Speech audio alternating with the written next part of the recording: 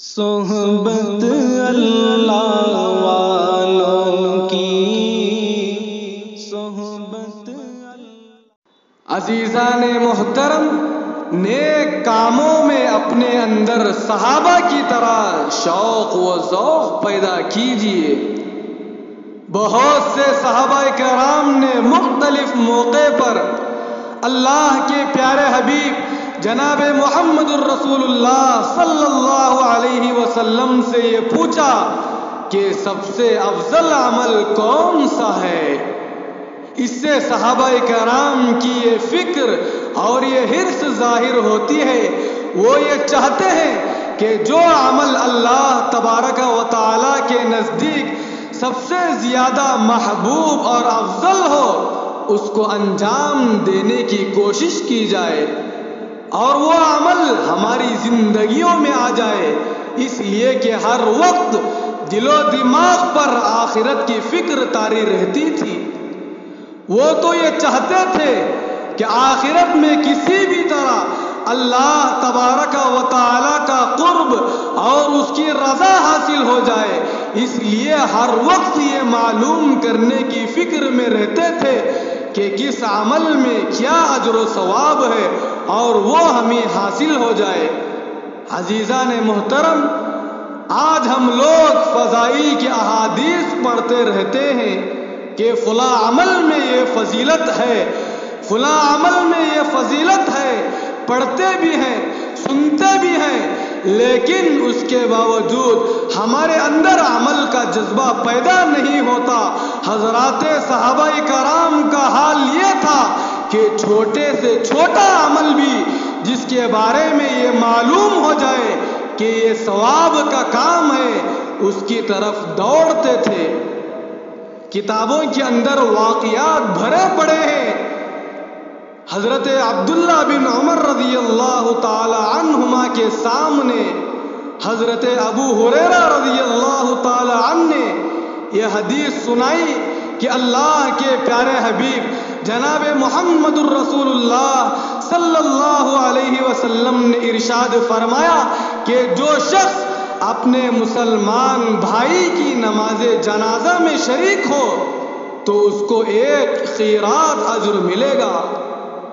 قیراط اس زمانے میں ایک پیمانہ تھا جس کے ذریعے سے سونے چاندی کا وزن کیا جاتا تھا، اور جو شخص نماز جنازہ کے بعد اس کے پیچھے چلے اس کو 2 قیراط ملیں گے، اور جو شخص اس کی تدفین میں بھی شامل ہو اس کو 3 قیراط اجر ملیں گے۔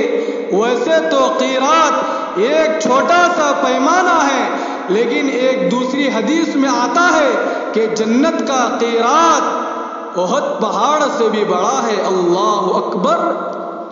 جب یہ حدیث حضرت ابو ہریرہ رضی اللہ تعالی عنہ نے سنائی تو حضرت عبداللہ بن عمر رضی اللہ تعالی عنہ نے فوراً افسوس کا اظہار کرتے ہوئے ارشاد فرمایا کہ میں نے یہ حدیث پہلے نہیں سنی، جس کی وجہ سے ہم نے بہت سے قیراط ضائع کر دیے۔ مقصد یہ تھا کہ مجھے پہلے یہ معلوم نہیں تھا کہ نماز جنازہ پڑھنے اور جنازے کے پیچھے چلنے اور تدفین میں شرکت کی ایسی فضیلت ہے۔ اگر پہلے سے مجھے معلوم ہوتا تو میں اس کا اہتمام کرتا، اور اہتمام نہ کرنے کی وجہ سے میرے بہت سے قیراط ضائع ہو گئے۔ حالانکہ حضرت عبداللہ بن عمر رضی اللہ تعالی عنہ وہ صحابی ہیں جن کا مشغلہ ہی اللہ کے نبی جناب محمد الرسول اللہ صلی اللہ علیہ وسلم کی سنتوں پر عمل اور اللہ کے نبی جناب محمد الرسول اللہ صلی اللہ علیہ وسلم کے احکام کے مطابق زندگی گزارنا تھا، جن کے نامہ اعمال میں نیکیوں کا ذخیرہ موجود ہے، لیکن اس کے باوجود جب ایک نیا عمل معلوم ہوا تو اس پر افسوس ہو رہا ہے، اس پر افسوس کیا جا رہا ہے میں نے کیوں اب تک یہ عمل اختیار نہیں کیا تھا۔ تمام صحابہ کرام کا یہی حال نظر آتا ہے کہ ہر وقت اسی فکر میں رہتے تھے، ہر وقت اسی دھن میں رہتے ہیں کہ ذرا سی کوئی نیکی کرنے کا موقع مل جائے جس سے اللہ تبارک و تعالی کے یہاں اجر و ثواب میں اضافہ ہو اور اللہ تبارک و تعالی کی رضا حاصل ہو۔ عزیزان محترم، اسی لیے بار بار صحابہ کرام نے حضور اکرم صلی اللہ علیہ وسلم سے پوچھتے تھے کہ یا رسول اللہ، سب سے افضل عمل کون سا ہے؟ سب سے افضل عمل کون سا ہے؟ روایتوں میں آتا ہے کہ ایک صحابی نے اللہ کے نبی سے سوال کیا تو اللہ کے نبی نے ان کے جواب میں ارشاد فرمایا کہ سب سے افضل عمل وقت پر نماز پڑھنا ہے۔ کیا فرمایا؟ سب سے افضل عمل وقت پر نماز پڑھنا ہے۔ اور ایک صحابی نے اللہ کے نبی سے سوال کیا تو اللہ کے نبی نے ان کے جواب میں ارشاد فرمایا کہ سب سے افضل عمل یہ ہے کہ تمہاری زبان اللہ کے ذکر سے تر رہے، یعنی ہر وقت تمہاری زبان پر اللہ کا ذکر جاری ہو، چلتے پھرتے اٹھتے بیٹھتے ہر حالت میں تمہاری زبان پر اللہ کا ذکر جاری رہے، تمہاری زبان اللہ کے ذکر سے تر رہے۔ یہ عمل اللہ تبارک و تعالی کو سب سے زیادہ محبوب ہے۔ ایک روایت میں آتا ہے کہ ایک صحابی نے یہ سوال کیا کہ یا رسول اللہ صلی اللہ علیہ وسلم، سب سے افضل عمل کون سا ہے؟ آپ نے ارشاد فرمایا کہ سب سے افضل عمل والدین کی اطاعت اور ان کے ساتھ حسن سلوک ہے۔ کسی صحابی نے پوچھا کہ یا رسول اللہ صلی اللہ علیہ وسلم، سب سے افضل عمل کون سا ہے؟ آپ نے جواب دیا کہ اللہ کے راستے میں جہاد کرنا سب سے افضل عمل ہے۔ عزیزان محترم، مختلف صحابہ کرام کو اللہ کے نبی جناب محمد الرسول اللہ صلی اللہ علیہ وسلم نے مختلف جوابات ارشاد فرمائے ہیں۔ اگرچہ ان جوابات میں تضاد نظر آتا ہے لیکن حقیقت میں وہ تضاد نہیں ہے۔ عزیزان محترم، دراصل بات یہ ہے کہ ہر آدمی کے حالات کے لحاظ سے افضل عمل بدلتا رہتا ہے۔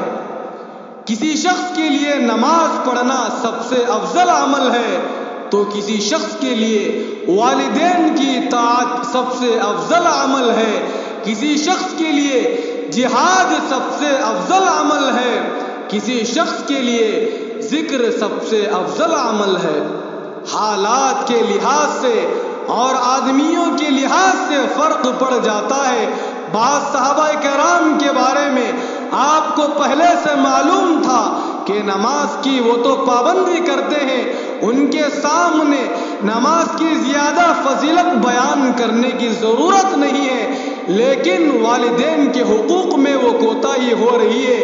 تو اب حضور اکرم صلی اللہ علیہ وسلم نے ان سے فرمایا کہ تمہارے حق میں سب سے افضل عمل والدین کی اطاعت ہے۔ کسی صحابی کا عبادت کی طرف تو زیادہ دھیان تھا مگر جہاد کی طرف اتنی دلچسپی نہیں تھی۔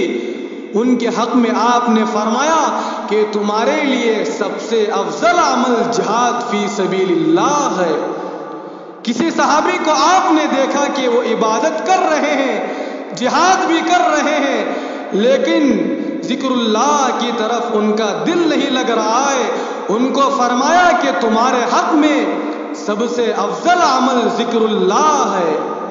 مختلف صحابہ کرام کو ان کے حالات کے لحاظ سے اللہ کے پیارے حبیب جناب محمد الرسول اللہ صلی اللہ علیہ وسلم نے مختلف جوابات دیے ہیں، لیکن یہ سب فضیلت والے اعمال ہیں۔